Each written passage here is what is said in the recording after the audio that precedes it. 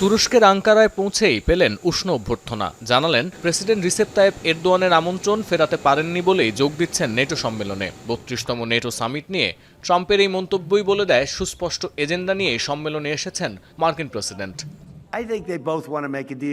এরদোয়ানের সঙ্গে বৈঠকের এক পর্যায়ে দাবিও করলেন, ইরানের সঙ্গে সংঘাত চলাকালে নেটোর সদস্য রাষ্ট্রের কাছ থেকে যে সহায়তা প্রত্যাশা করেছিলেন তার কিছুই পাননি তিনি।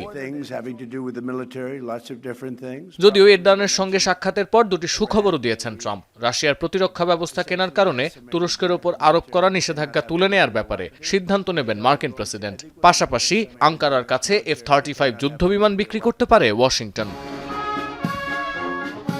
এদিকে দ্বিতীয় মেয়াদে ক্ষমতায় আসার পর থেকেই ট্রাম্প দাবি করে আসছিলেন জোটের অন্য সদস্য দেশগুলো প্রতিরক্ষা খাতে পর্যাপ্ত অর্থ ব্যয় না করায় নিরাপত্তার বোঝা যুক্তরাষ্ট্রকে একাই বহন করতে হয়। এর জেরে ২০৩৫ সালের মধ্যে নেটো সদস্য রাষ্ট্রগুলো তাদের জিডিপির ৫% প্রতিরক্ষা খাতে ব্যয়ের লক্ষ্য নির্ধারণের প্রতিশ্রুতি দিয়েছে। বিশ্লেষকরা বলছেন সাম্প্রতিক অসন্তোষের জেরে কিছুটা চাপেই আছে নেটো। শেষ পর্যন্ত ট্রাম্প অখুশি হয়ে সামিট থেকে বিদায় নিলে পরিণতি হবে আশঙ্কাজনক। ইউরোপের সঙ্গে আরও দূরত্ব বাড়বে যুক্তরাষ্ট্রের। Were Donald Trump to withdraw from NATO, it would be a geopolitical earthquake. It would dismantle the alliance that has in many respects anchored the Western world. NATO প্রধান মার্ক রুটের বক্তব্য থেকেও স্পষ্ট, মার্কিন প্রেসিডেন্টকে কোনোভাবেই চটাতে চান না তিনি। প্রতিরক্ষা ব্যয়ের লক্ষ্যমাত্রা বাড়িয়ে মোট বাজেটের ৫% করার ব্যাপারেও ট্রাম্পকে আশ্বস্ত করেছেন জোটের প্রধান।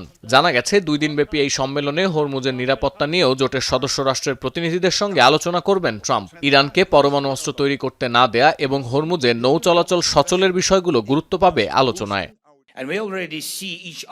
এছাড়াও ইউক্রেন যুদ্ধ নিয়ে সাইডলাইন বৈঠক থাকবে প্রেসিডেন্ট জেলেনস্কির সঙ্গে। গার্ডিয়ানের তথ্য, ইউক্রেনকে ২০২৬ সালের জন্য ৭,০০০ কোটি ইউরোর সামরিক সহায়তার বিষয়ে বড় ঘোষণা আসতে পারে সম্মেলন থেকে। সতীর্থ কর্মকার, এখন বিশ্ব।